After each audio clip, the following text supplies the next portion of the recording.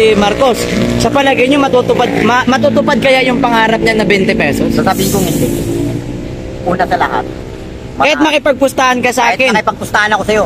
Oh. Oh. Ako hindi ako pupusta ng pera, pero papuputol kong daliri ko. Oh. Sa palagay mo, ngayon, kung sakasakaling magkaroon ng halimbawa, yes, gian na, halimbawa, sa panahon natin ngayon, sa palagay mo, kakayanin ng Pilipinas ang makipag-ano sa China? Sa panahon ngayon, aminin na natin ang totoo, hindi natin kaya. Unang-una sa lahat, mas malaki ang bansang China kaysa sa Pilipinas. Pangalawa, ang mandirigma ng China, maganda ang training sa mga mandirigma ng Pilipinas. Diba? Maliban na lang siguro kung ang Pilipinas ay masiraan ng ulong pangulo, palabasin lahat ng kriminal sa kulungan at ilaban. Basta malamang. Mas magulo yun. Diba? Pero, isipin mo na lang, tirador lahat ng yun. Hindi kaya magulo ang Pilipinas. Mas magulo. Diba? Mas magulo. Tama. So, dapat sana, nung kapanahunan pa, nung mga nakaraang mga presidente, sana nakasabay tayo sa uso. Uso na. Gumawa sila ng nuclear. Yun! Gumawa tayo ng nuclear. Kasi, matalino daw ang Pilipino. Oo. Diba? Kasabihan na natin yan, matalino ang Pilipino. Gumawa tayo ng nuclear. Diba? Aminin natin na gumawa tayo ng nuclear. Puta, kahit ganito edad ko, alam ko yun. Kasi nga, nag-aral ako eh. Ibig sabihin, hindi sumabay ang Pilipinas sa mga ginagawa noon ng mga ibang bansa. Bawal. Hindi sumabay. Hindi. Bawal. Bawal. Sino Ang nagbawal, gobyerno. Yung mga panahon kasi yan ng mga yelo eh. Diba? Hindi ba kaya Sir America ang nagbawal? Hindi. Amerika nagbawal. Gobyerno. Gobyerno dahil sa utos ng Amerika. Eto, sasampulan lang kita. Panahon ng mga ano yan. Taga Tawi-Tawi. Yeah. Ha? Ang taga Tawi-Tawi na yan, si Abdurrahman Malik. Batang, kung tawagin nyo rito sa Manila, Badyaw. Pero hindi naman talaga totoong Badyaw yun. Tamal yung kung tawagin natin. Napakatalino na batang. Napakatalino. Gumawa siya ng sasakyan ng gagamiting gasolina is tubig. Isipin mo yon, tubig. Gagamitin Dito sa Pilipinas na gano'n yan. Talino. Nung malaman ng gobyerno na may ganong klaseng tao, alam mo kung saan napunta? Saan? Nakulungan. Nalaman ng Amerika na batang yung gumawa ng sasakyan na ang gasolina is tubig, kinuha ng Amerika. Mayaman na sa Amerika ngayon. Yun ang gumawa ng Rolls Royce. Pero sa palagay mo, kung sakasakali, kasi noon naman pantay-pantay ang China at Pilipinas, kung sakasakaling sumabay ang Pilipinas sa paggawa ng mga sandatang lakas sa pagpapaunlad ng Pilipinas, sa palagay mo gagawin ng China sa West Philippines yan? Hindi gagawin niya yun. Kalukuhan yun. Ang pinakamahirap na bansa, Vietnam. Pero dahil sa kamangmangan, nahiwalay tayo sa Vietnam. Lumapag tayo sa Vietnam, sila nagsusupply niya sa atin, samantalang tayo nagbibigay sa kanila. Pero sir, naniniwala pa kayo. Sabi ng ibang mga bansa ay China is the world factory of mga gamit. Totoo yun. Totoo yun. Kasi, use and phase out. Ganun ang gawain nila.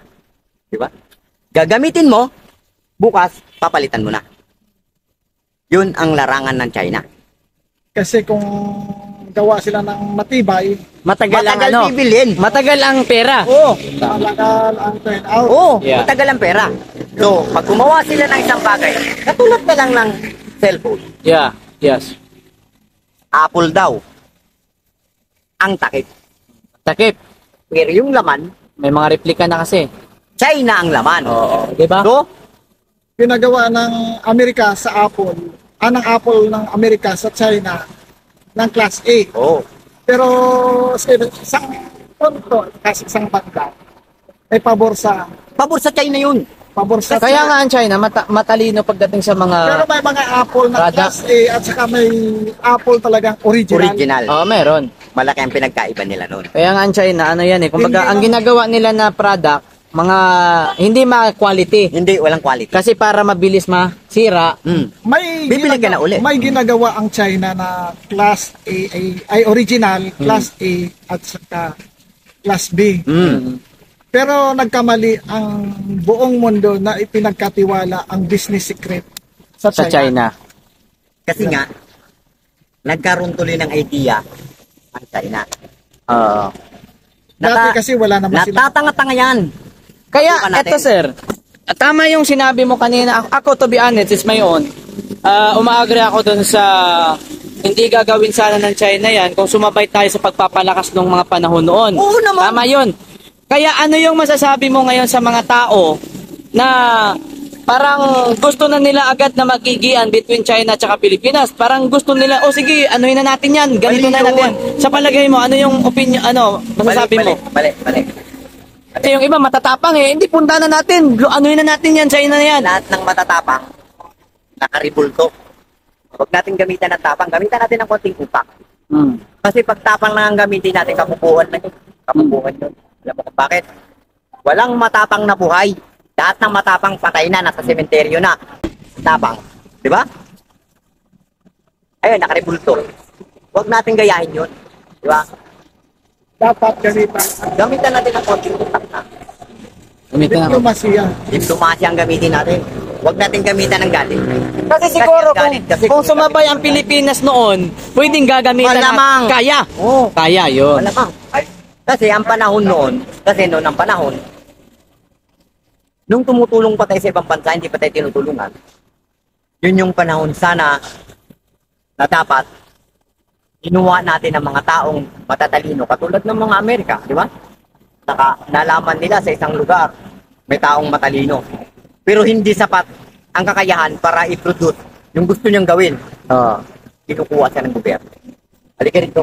Ito yung gamit, gumawa ka ng kung ano gusto mong gawin. Lisensyado yan. Dapat suportahan ng gobyerno. Diba? Dapat suportahan ng Oo. gobyerno. Sino ba sumuporta ng gumagawa ng baril sa Cebu? Si Duterte lang eh. Di ba? Si Duterte lang ang may kagagawa nung kung magkakaroon ng lisensya yun. Samantalang ang Danau, sikat na sikat yan sa mga gumagawa ng baril. Kaya anong klaseng baril lang ilagay mo doon? Picture lang. Ipakita mo sa kanila. Pero hindi binigyan ng permit yun. Kasi nga illegal. Ayaw nila. Oo. Nung umupo si Duterte, Legalize. hindi mo kailangang maging illegal. Ito pa pilo. Gumawa ka ng matino. Legalize. Yun na. Ginawang legal. So yun lang ang naalala kong Pangulo na gumawa ng maayos. Duterte. Gumawa ng kabutihan sa kapwa. Duterte sa kalam. Duterte. Sa kalam. Sa presyo ng bilihin, di ko pa natatanong yan eh. Ano yung opinion mo? Pinangako ni Marcos na pangarap niya. Pangarap ko, pangarap niya na lang nating yun. lahat. Ha? Pangarap niya na lang yun. Sa palagay nyo, kasi may 4 years pa si Marcos. Sa palagay nyo, matutupad kaya yung pangarap niya na 20 pesos? Sasabihin kong hindi. Una sa lahat. Kahit makipagpustahan ka sa Kahit akin. makipagpustahan ako sa'yo. Oh. Ako hindi ako pupusta ng pera, pero papuputol kong daliri ko.